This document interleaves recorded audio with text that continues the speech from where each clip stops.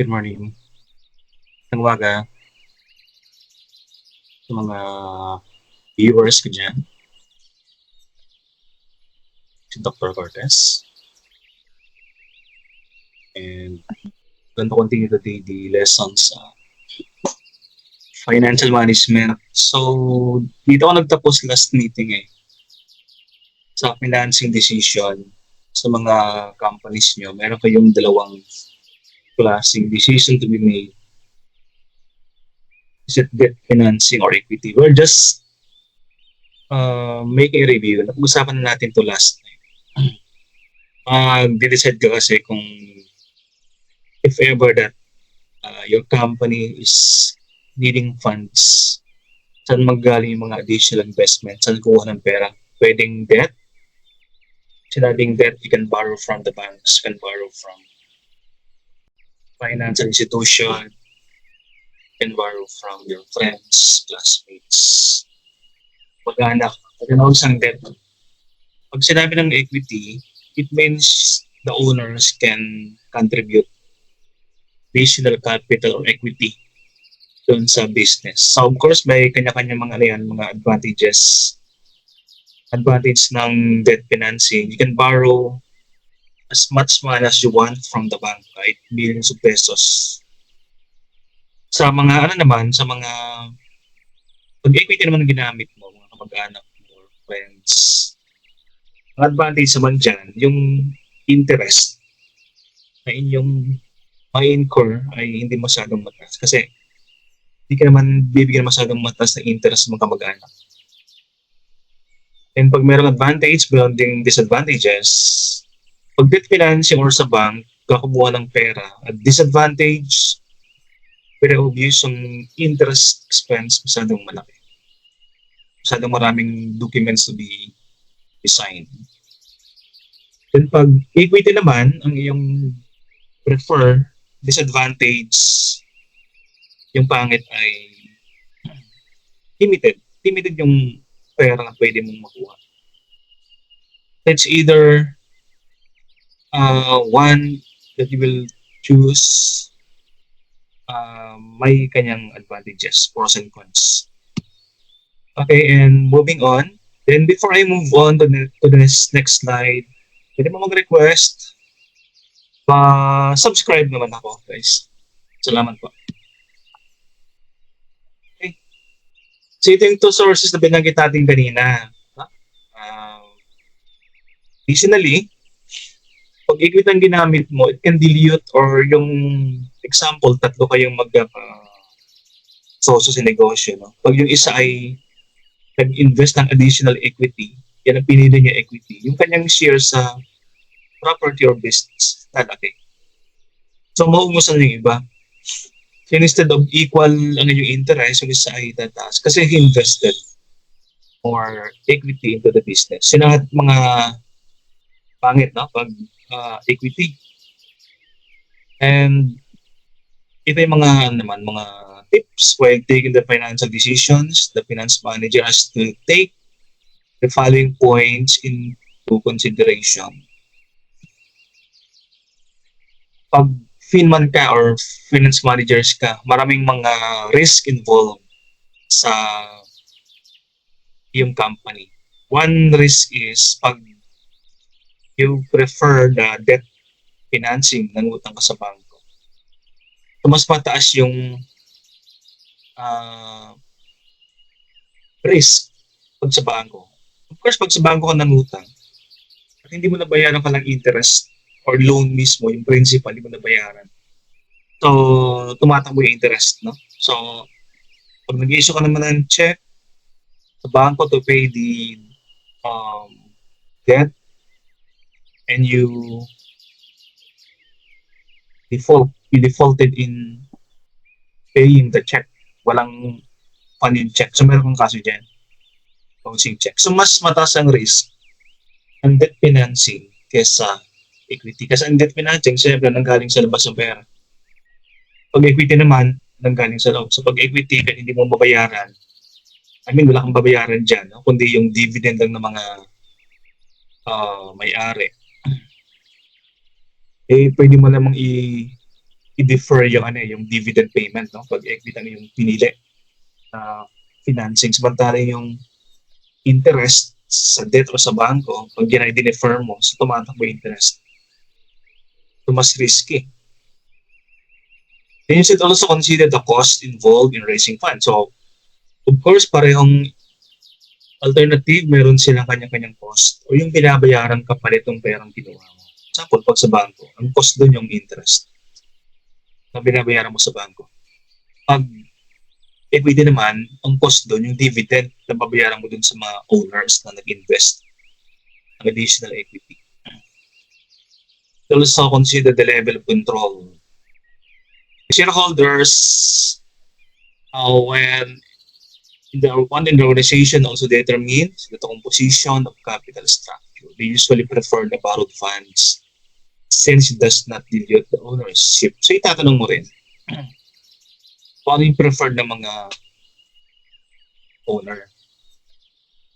Sabi ko kanina, pag isang owner may pera tapos nag-invest ng additional equity dun sa company, business, yung kanyang ownership tataas. Hanggang malampasan, mausan yung ibang mga owners ng company. O siyempre, pag mas mataas yung shares sa company, yung control, you can be the managing partner of partnership.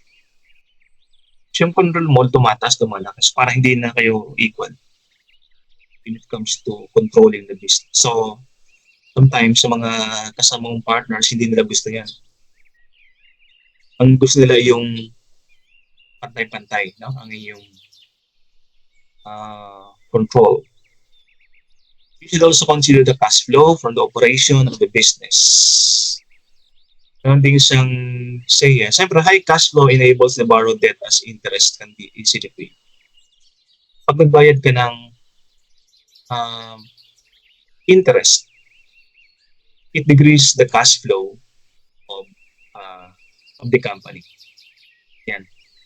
So, mas madaling, pag cash flow interest na binayaran mo, mas yung pera palabas, no? So, siyempre, sometimes,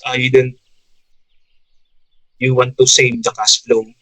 Paglabas ng pera, you want to save that, no? So, pag interest ang binabayaran mo sa bangko, yung pera dyan automatic, meron kang perang, meron kang perang palabas. Pero siyempre, pag sa bangko yung inflow, sabi ko kanina, mas malaki yung perang pwedeng mautangin sa bangko. So yung cash inflow naman ng perang papasok ay mas malaki kasi you can borrow millions from the banks. Samantalang you can always borrow millions from the owners. Consider the flotation cost, yung bang cost na associated dun sa pag doon example sa bangko. Siyempre marami mga documents sa bangko, so you have to pay those costs. And so ito yung mga gastos, example, the broker's fee, underwriter's fee, before you can borrow. Now, pag equity naman, example, isang corporation at nagbenta ka ng additional stock para maka-raise ka ng capital. Yung mga bibili ng stock, syempre, meron sila mga broker's fee na babayaran before they can purchase the stock of the company. So, syempre, we should also consider the wealth maximization of the shareholders of the company. So may tatlong klase, no? Yung ginagawa ng isang finance manager sa isang company. Firstly, to maximize the profit. Secondly, to improve the lives of the people in the community. Pangatlo, maximizing the wealth of the shareholders. Ibig sabihin, pag may mga nag-invest sa'yo, issue that itong mga to ay mabibigay ng company. Kasi mga shareholders natin, mga investors yan they are investing their money to the company knowing that it can grow to several percentage at a given time. So, dapat maximize natin yung otherwise, they can withdraw the investment sa company. And yun natin mga sa ating lesson. And we're going to continue the lesson with additional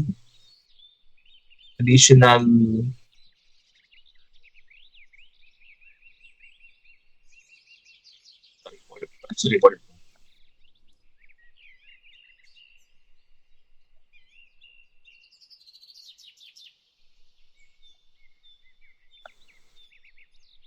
going to continue survival of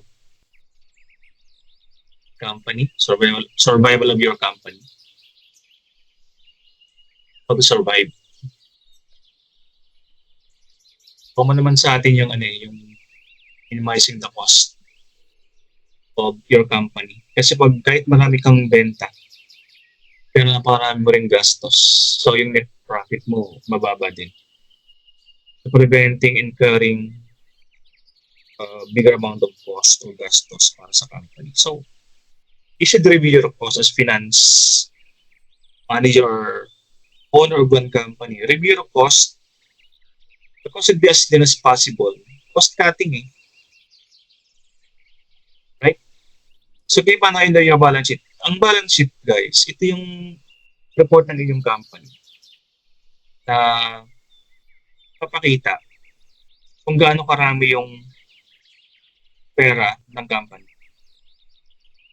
It also shows all the property of the company. The balance sheet also shows the liability of the company. So you should also analyze yung laman ng inyong mga balance sheet or report.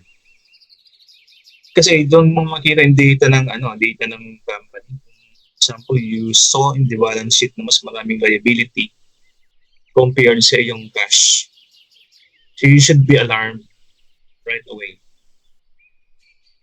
Costing, if we can monitor the technology that you can use to ease out or to reduce the cost your company na magpapadali ng operation ng yung company instead of hiring many people.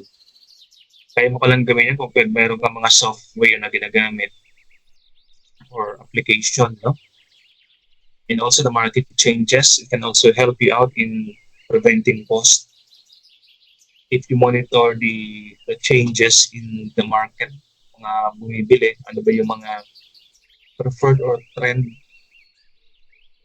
products na preferred ng mga customers nyo. Kasi nagbebenta ka na maraming product, yung pala hindi na yun yung trend, obsolete na pala siya.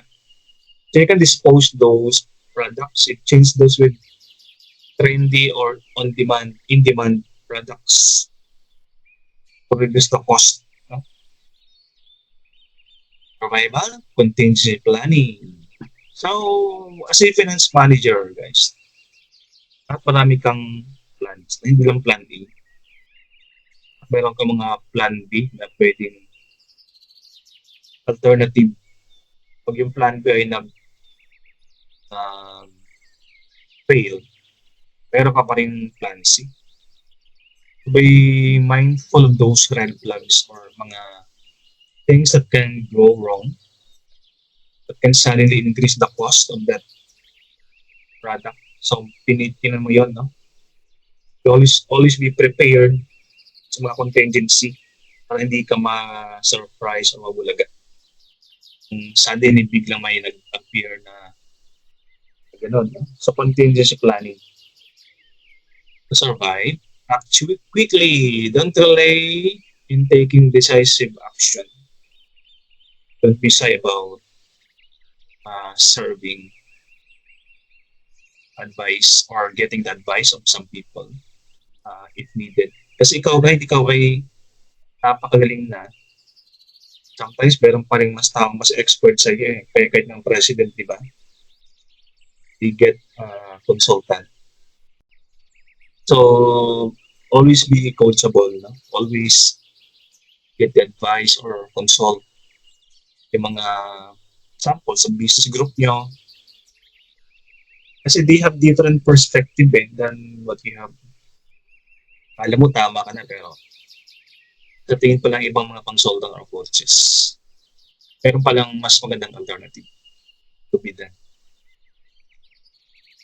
So, yung ating last slide is about the financial planning process of the company. Ito yung mga gagawin natin pag ikaw ay nagpaplano. Okay, so let's start with first one. Determine current financial situation. Sabi ko kanina, you should also look always at your balance sheet. Tingnan pa lagi yung balance sheet kasi ang balance sheet nagpapakita ng financial situation ng iyong company. Ilang perang malaki. Baka mas marami kang pautang kaysa cash. Hindi ba ang cash nga? Dapat ang cash yan pinakamarami mong resources sa iyong company. Kasi minsan wala kang cash kasi nasa pautang. O wala kang cash kasi nasa property naka-invest. Hindi ka masyadong liquid pag ganun. So, tingnan mo, no? O baka naman minsan mas marami kang liability. Example, utang mo 100. Ang cash mo 10 pesos. So, in that case, kita mo kagad na you don't have a good financial situation. Dapat mas liquid ka. Number 2, develop your financial goal. Ano ba yung goal mo sa company to maximize the profit? To increase the wealth of to increase the revenue? O gusto mo bang expansion? O gusto mo bang ROI kaagad o return on investment kaagad within 5 years? Kasi mo ang payback period ay 2 years lang instead of 5 years. Then thirdly, identify alternative course of action. Ano ang pwede mong gawin sa company? You can invest your cash. Kung gusto mong expansion, investing your cash sa bank, sa mga stocks, sa bond, sa property. Now, personally, you can evaluate the alternatives. You can consider life situation, economic situation, personal values, ng sarili mo, no? As finance manager, example. Life situation mo, you really need cash for the company. Sometimes expansion ng company, i-defer mo muna kasi yung cash ng iyong business ay gagamitin sa company. Kasi example, life situation, marami nag-anak nag-aaral, yung wife mo ay pregnant. So instead of expansion ng business, siguro profit muna or kunin muna yung ROI. Yung expansion, siguro later na lang. Or if you have personal values na you are really into investing, yung bang hindi ka masyadong maluho. At pag maluho ka kasi, no? Isang finance manager, pag nagka-profit, talagang bibili ng mga gadget, property, sasakyan, bahay. May mga tao ng mga kanilang personal values is not on lifestyle, not on materials, but they want to grow. Gusto nilang mas malago pa yung lumawak pa yung kanilang business instead of buying gadgets. Yung capital nilang nakuha sa business, sa income, to be added as investment. Not to buy, not to purchase personal or material wealth. Yun ang kanyang values. Or pwede namang yung economic situation can be a factor in evaluating the alternative. Example, yung if we have a slow economic growth sa Pilipinas, If the inflation is very high, example, inflation 10%. 10% inflation, masyadong mataas yun. Ibig sabihin ng inflation, yan pagtaas ng or pagbaba ng value ng pera or pagtaas ng presyo ng mga bilihin. Pag sinabi 10%, example, 2024, assuming 10% na inflation rate ng Pilipinas, ano ibig sabihin yan? Ibig sabihin yan, bumababa ang value ng pera ng 10%. So, dapat ang inflation rate, mga 4% or 3% lang. E paano ito masyadong mataas ang inflation, economic factor. So, mahirap yung income ng iyong company. So number 4 then, you should also assess the time value of money. Yung pagbaba, yung pera ng 10 years ago, iba yan sa pera, sa value ng pera ngayon. That is part of your planning process. Considering the time value of money. Babago yan eh.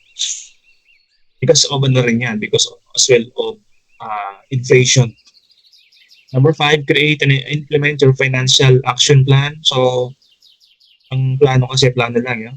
Important yung plan mo from 1 to 4, igagawin mo. Example, return of ROI, increasing the wealth of the owners, profit maximization.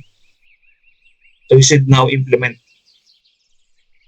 In the process, and this is important, is to review.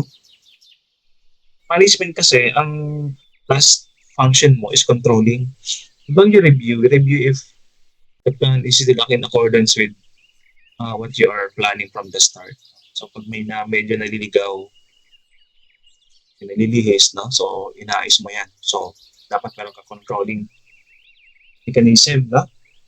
Kung kasi control, di mo alam na lumalagpas na pala or offline yung plano ng yung company.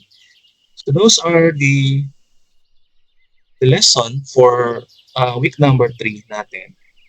And meron pa tayong dagdag na lesson, that's lesson 4 for today. And we just finished yung lesson 3, hindi natin natapos. Last meeting.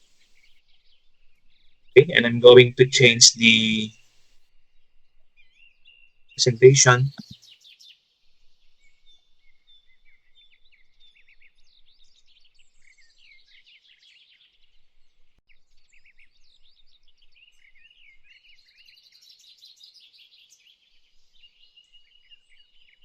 Right, so hoping that this one is now visible. We are now on lesson 4 ng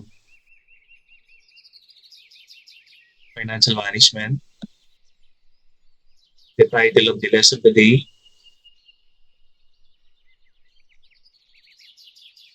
is review of the financial system. Lesson number 4.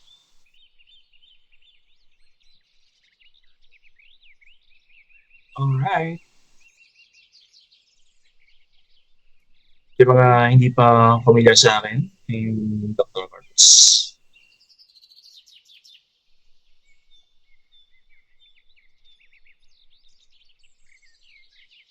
Then today, we're going to talk about this lesson, the role of financial markets, reviewing the financial system, the firm value and vis-a-vis the goals of the firm, and the evaluation process. So we only have 4 topics in araw na to. Learning outcomes as well, so I will let you responsible for the learning outcomes. So learning outcomes means after the lesson, these are the things you are capable of doing. Demonstrate the ability to implement the concept of financial management. Enumerate and discuss the various problems related to FinMan. Hanggang be familiar with the goals of the company, the firm, and knowing the value ng ating mga company. Most important, in this lesson, we should know the credit and banking system sa Pilipinas. And let's start with this one. Where do you get the money? This person get the money from? Nag-iisip tayo, no? Ang isang negosyante kasi, pag ikaw sa entrepreneur, you should be a risk taker. So, hindi dapat marami yung pera. Ang important, maganda na yung idea. Then money should follow the idea. Huwag natin problema ng pera kasi ang pera daw ay nasa palibot lang. It is just a matter of getting where yung pera na yan. So, alam mo sa pwede yung panggalingan eh. So, saan magagaling yung pera ng inyong mga company. So, marami talaga. Meron from the bank, from your relatives, classmates, friends, may mga angel investors, may mga donations, may mga bago nagpapautang eh. Example sa BPI, no? They can lend you money if you're an entrepreneur, startup entrepreneur. Pero hindi mga negosyante tumutulong eh. It be so that your idea is a good idea. They can finance, they can invest their cash sa yung negosyo. Yes, Mr. Ace, ang kanyang problem ay saan gagaling? Saan kukunin yung kanyang pera? Napang negosyo. So, of course, Mr. Ace is an entrepreneur. So, siya rin yung finance manager ng kanyang sariling company.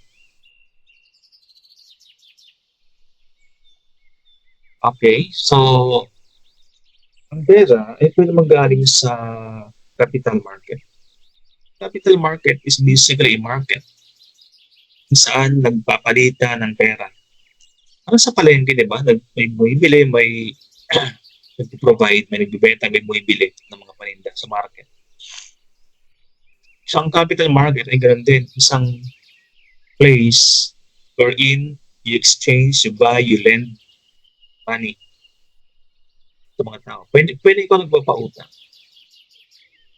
Pwede ikaw rin yung nangungutang. Pwede ikaw yung buyer, pwede ikaw din yung seller. Isang pera. At tinawag natin isang capital. Capital market.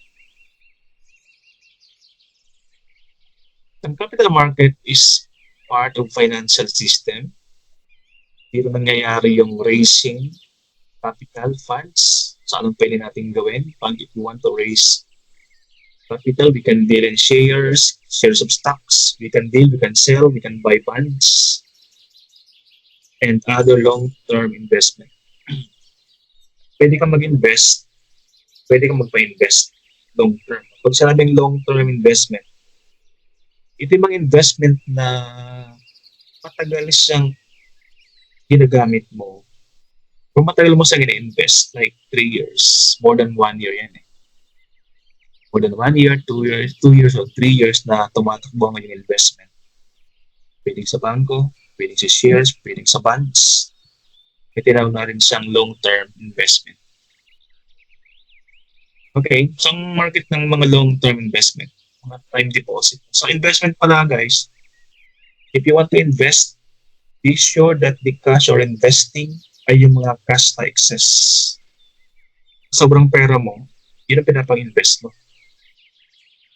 Pag yung perang ginagamit mo personally sa araw-araw, ubos ang pang-invest. Kasi ang investment, di ka sure na ikaw ay kikita.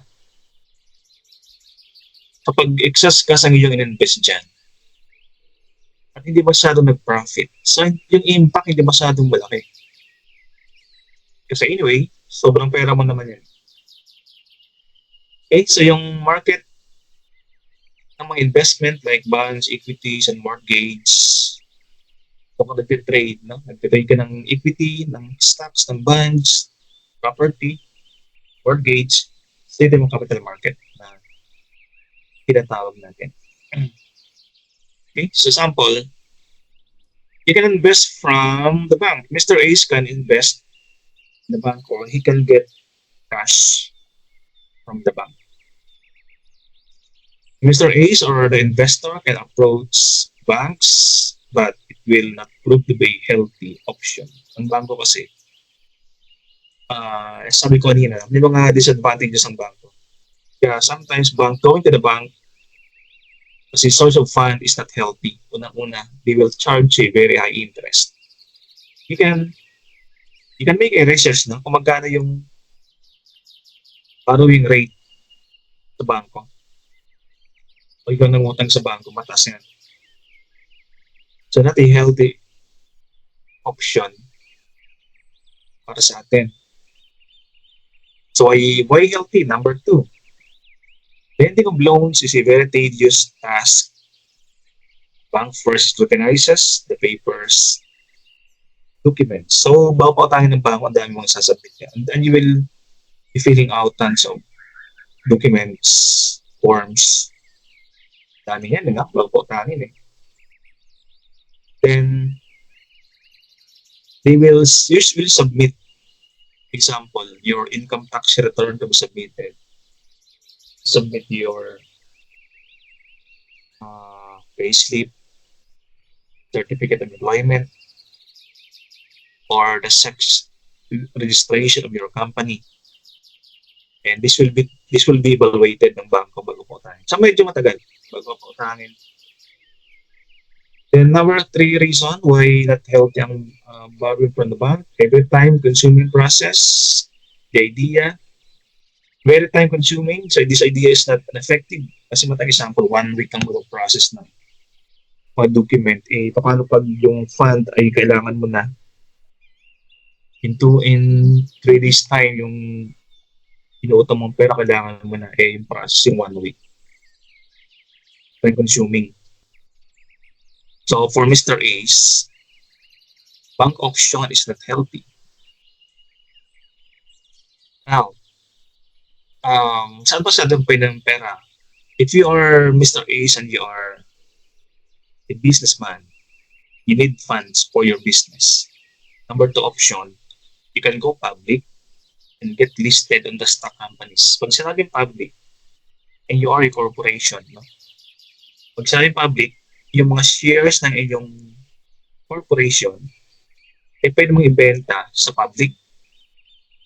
Kasi pag yung corporation mo ng una is a family corporation, ibig sabihin ng family corporation, yung mga pera nanggagaling na sa mga members of the family. So close corporation, ang tawag natin dyan. Now, if you want to go public, sabihin, yung stocks ng iyong company ay pwede nang ibenta sa public o sinong gustong bumili. So mas maraming bibili, mas maraming source of funds na pwedeng ma-raise dun sa sale ng stocks ng company. So that is one advantage if you go public.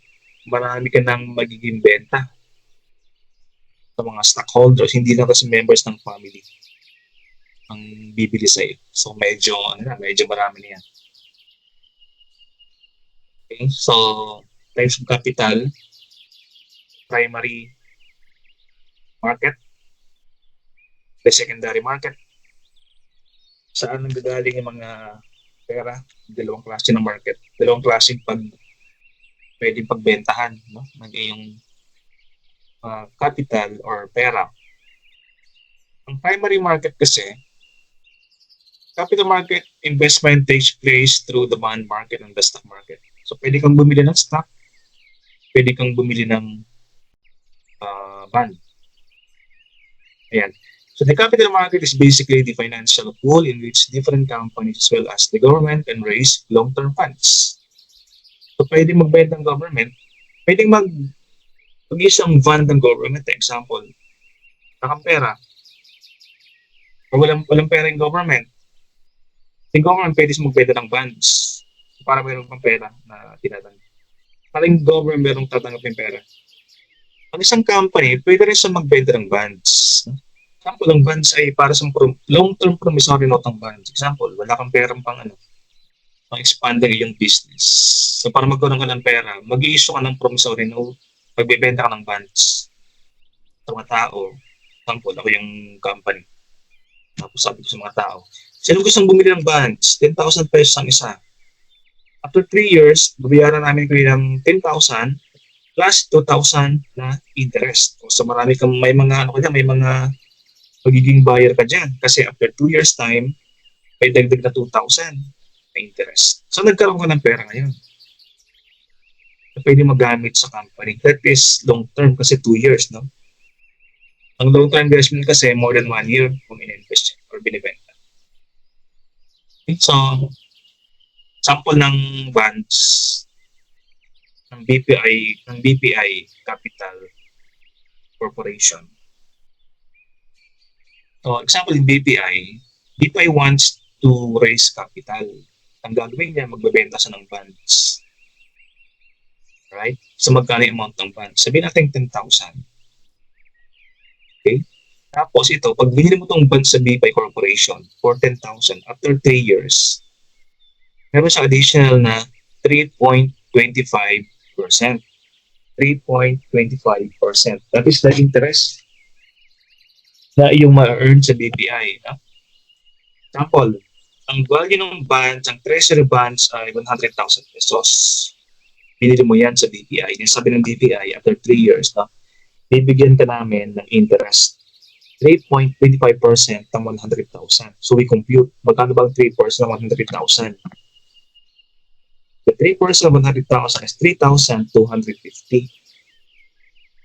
Yan ang iyong kinita, 3,250.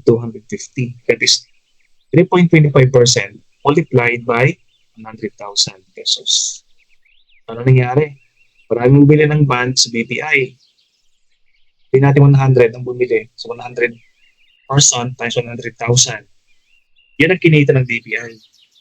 So, nagkaroon sa ngayon ng additional fund na pwede gamitin sa kanya expansion. Kaya sariling business. So on the part of the buyer, yung ay bumili ng bond sa BPI, that is your investment to BPI. So you're the investor and BPI is the investee. So, yan tumatakbo yung mga long-term investment. And move on. Ito ay saan pwedeng bumili ng stock naman. Sabi ko sa market, anong klase market? Capital market. So ito ay image ng capital market sa Pilipinas. We call this the Philippine Stock Exchange or the PSE. So PSE is a capital market. Diyan tayo bumibili ng mga stocks. If you can see this listing, yan ay listahan ng mga stocks na binibenta on public. So meron siyang presyo. Parang sa palengke, di ba? Kung nakamalengke, may binibenta mga gulay. So sa stock market, ganun din. You want to buy stocks, so pili ka dyan, mga numbers na yun. At tinawag siyang Philippine Stock Exchange. Mga investor, gusto mag-invest, sila bumibili. Now, let's go naman sa overview of the Philippine financial system under the BSP o Bangko Sentral ng Pilipinas. Sa Philippine setting kasi, the financial system is composed of the bank institution, financial intermediaries, bangko, like different types of banks, street banks, parcel banks, or government banks. And at the center of this is the BSP or the Bangko Sentral ng Pilipinas. So isang taga-regulate The SEC and the BSP are the one who is regulating and supervising control ng financial system sa Pilipinas. So lahat ng bangko is supervised and regulated by the BSP. Parang BSP na sa gitna, mga bangko or financial institutions sa palibot. So meron dapat nag-control. No? That is basically the Philippine financial system.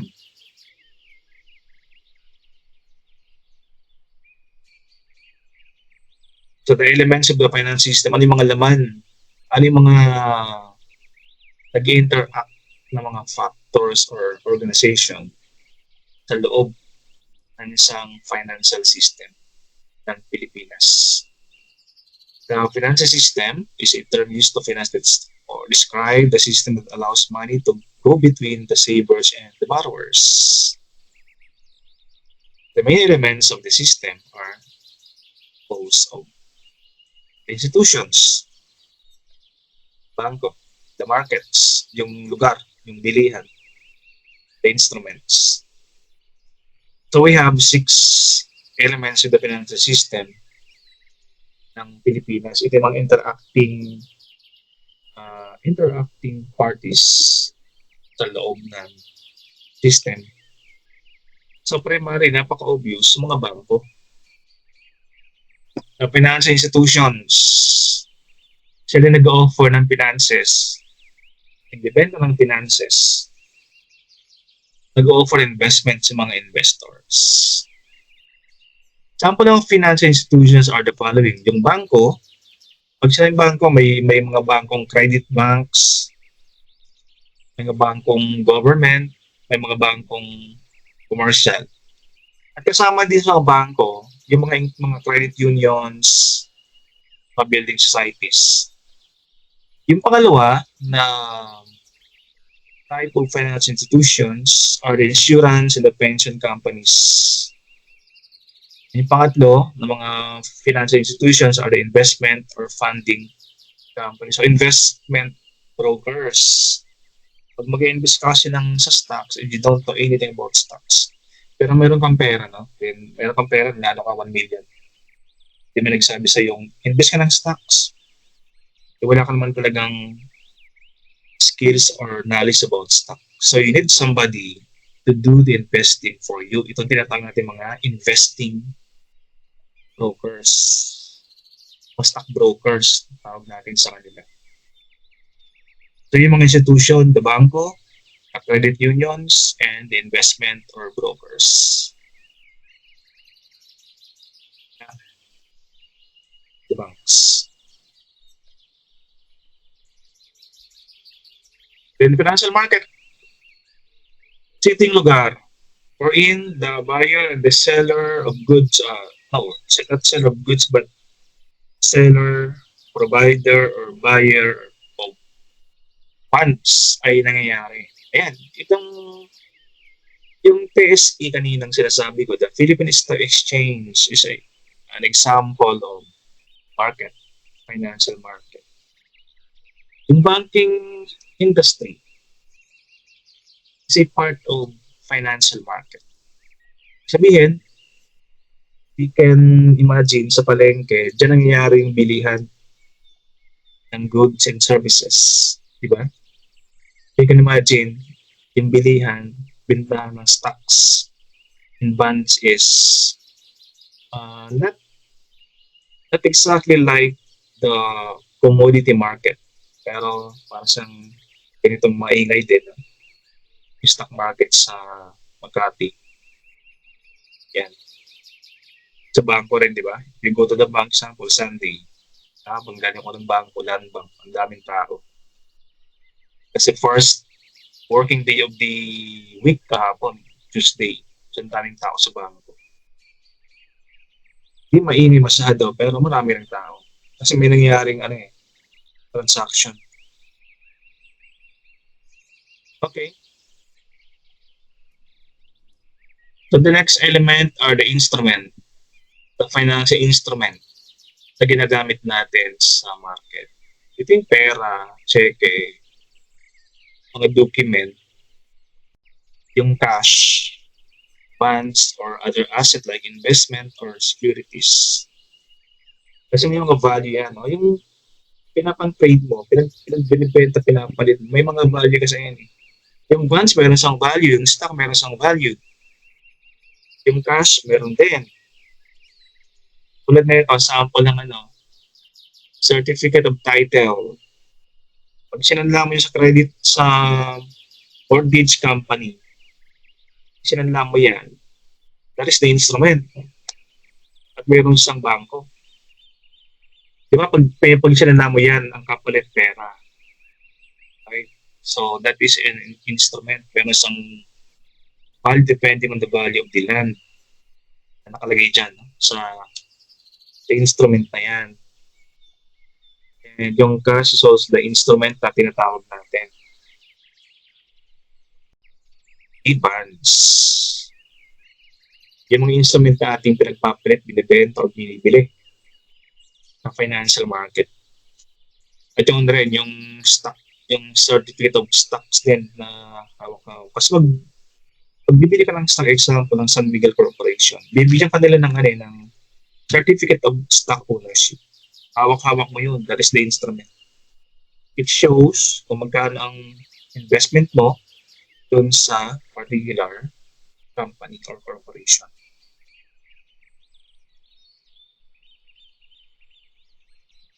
Financial service is another element of the financial system. Ito yung mga service, pwede siyang buying, pwede siyang selling, pwede siyang brokering, pwede siyang mortgaging ng mga financial instrument provided or given by financial institutions, mortgage companies, credit unions. Samples, yung banking, yung process bank that is a service, yung pag-deposit mo, pag-withdraw, bayad sa bangko, safekeeping ng mga documents sa bangko, those are service. Yung issuance din ng mga insurance policies, nagpa-insure ka sa isang company. Okay, so yung the method, the way of insuring a person, that is a service. Okay, getting loan, providing loan, that is a service. Mortgage, nagsanla ka, that is a service. Pension, paying pension, paying premiums on pension, those are service. Nasa maraming ginagawa isang financial market that your company can avail. Example, yung mga empleyado na yung company can be insured or should be insured. Yung mga property na yung company, like the vehicles na yung company, should be properly insured. So may insurance companies kang kausap dyan. Empleyado mong nag-retire na, you'll be paying pensions, merong pension and underwriting. Yung company mo nangutang sa bangko, so merong banking. Company mo ay nagbayad mga bills ng Meralco or Maynila or internet. So bangko mo pinapadaan. So yung mga mobile service na binibigay ng mga bangko.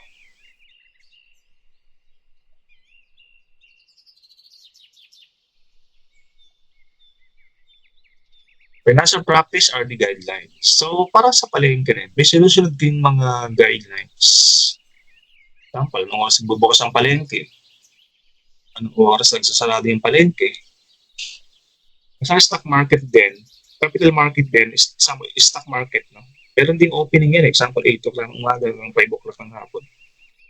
Parang pwedeng bumili ng mga stocks sa Philippine Stock Exchange. No? So may mga practice or guideline na sinusunod. Example, pagka banking hours, alas 3 lang ng hapon. So those are guidelines. No?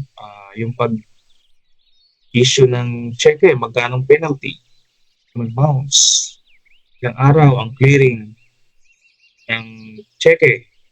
So those are part. Pag ikaw ay nag-default, magkano interest na babayaran sa mortgage company o sa mga pawn shops. So may sinusunod yung mga guidelines tulad din ng mga commodity market or palengking pinupuntahan natin din Sunday.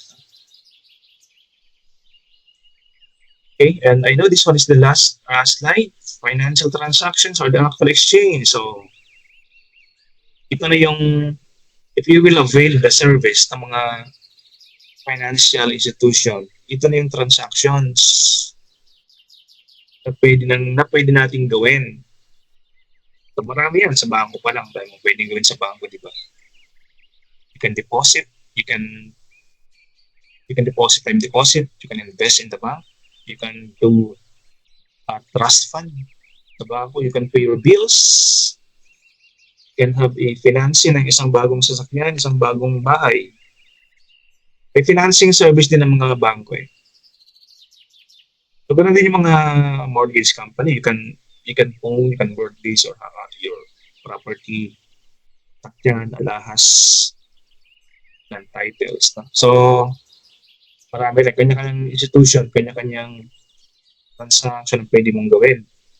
Pag sa mga, pag sa mga pension companies, di ba, you pay your premium, and you can get lump sum from those companies. So yung mga samples ng patalasan na pwede mong gawin, you can invest, no? Yung nga sobrang pera ng inyong mga companies, you can invest ng banks eh. Pwede siyang time deposit para mas malaki yung kita, no? Time deposit. Pwede ibenta.